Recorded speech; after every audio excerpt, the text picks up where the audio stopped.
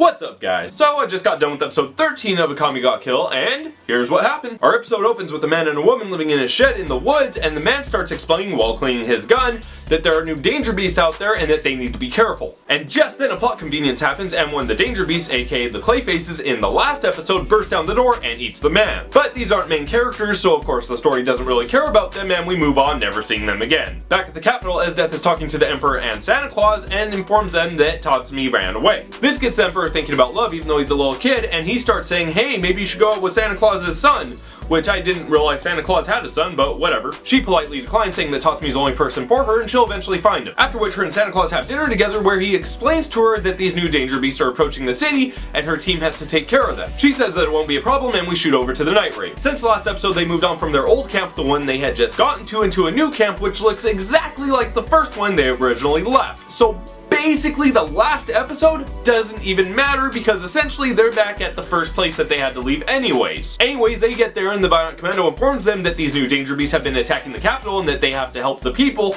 even though she knows the Jaeger team is already doing it. But for some reason that doesn't stop them and they decide to hunt at night when the Jaegers will be not doing it. Now at this point we go back over to the Jaegers as the new danger beasts are attacking a caravan, and Esdeath, the Gimp, Wave, and Gunmouth Girl all stop them. The Gimp guy uses a flamethrower and Esdeath uses her ice, and pretty much Wave and the Gun Girl are just kinda there while these two really handle it. And in the shadows we see the guy from the last episode who was in the mines. He takes note of how powerful the Jaegers are and kinda just laughs maniacally before just fucking off somewhere, I guess. They head back to the headquarters and Wave starts talking to the Gimp saying, wow, you're really awesome, you saved those people, you're a really good guy.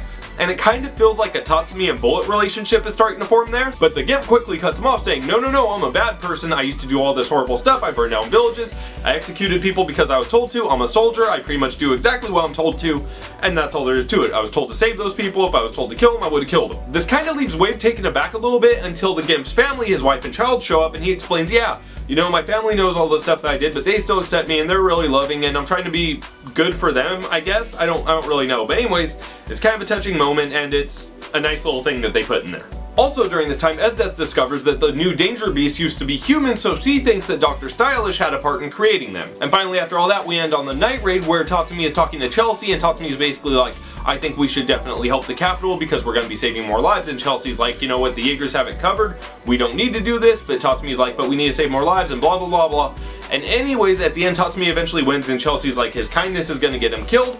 But that night, Tatsumi and Lubbock go out and scour the place for danger beasts anyways. That night, Tatsumi and Strings go out and start hunting the danger beasts, and in this time, we learn a little bit more about Lubbock's past. Basically, unlike everybody else in the night raid, Lubbock didn't grow up poor and in the slums, he grew up rich as a little boy, until he met the Bionic Commando General girl while she was still working for Esdeath and them. Now even as a little boy, he pretty much fell right in love with her somehow, and as soon as he became of age, he joined the military and began working under her. And when she left, he left with her, and that's when the night raid happened, and yeah, basically that's his whole past. So anyways, the two of them eventually get split up, and Tatsumi's standing on a rock looking for Lubbock when suddenly something appears in the sky. We go over to Esdeath and see her flying above Tatsumi, when she spots him, not knowing what he is, and lands near him. As soon as she lands, a bunch of danger beasts start attacking her from behind, and Tatsumi's like, oh, I can use this to escape, awesome. Nope, because she turns around and in one cut kills every single danger beast. One cut, just boom, they're all dead. At which point Tatsumi understandably shits his pants. She starts stalking up towards Tatsumi like, whoever you are, I'm gonna kill you and it's gonna be a great night. But she stops immediately as soon as she notices who it is and is like, oh my god, Tatsumi-kun, and that's where our episode ends. Now while this episode kind of progressed the story along a little bit, I mean, Esdeath and Tatsumi met up again and we learned about Lubbock and all that stuff, it again just kind of felt like a really drawn out episode that could have been compressed into just like 5 or 10 minutes. Basically this whole series, I don't see a reason yet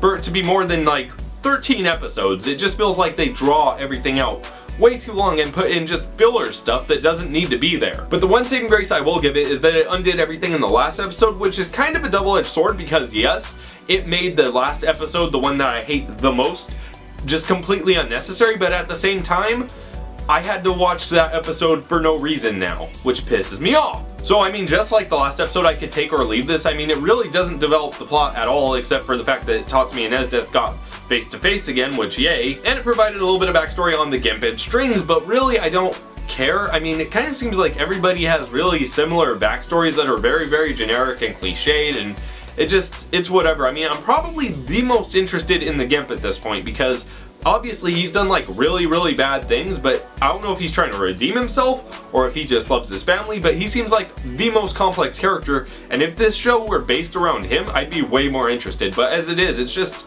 very generic, and I don't know. This episode did nothing to like break it out of that mold. That first episode was really strong, but since then, it's gone drastically downhill, and I'm kind of scared to start the next episode because I don't feel like it's gonna get any better. Also, once again, Akame, you know, the girl whose name is in the title, did nothing. So, there's that.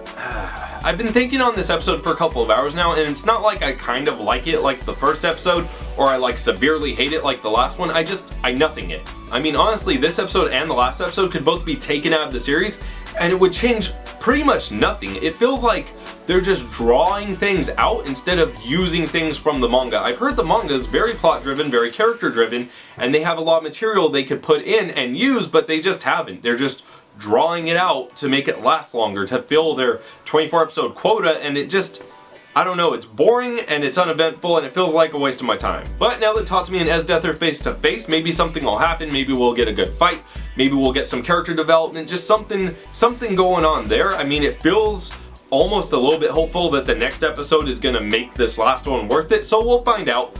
But for now, I'm just disenfranchised. I'm like, you know, Akame got killed, I'm not mad at you, okay? I'm just disappointed in you, that's all. Anyways, guys, let me know what you thought about this episode in the comments below, and hopefully it gets better. Peace.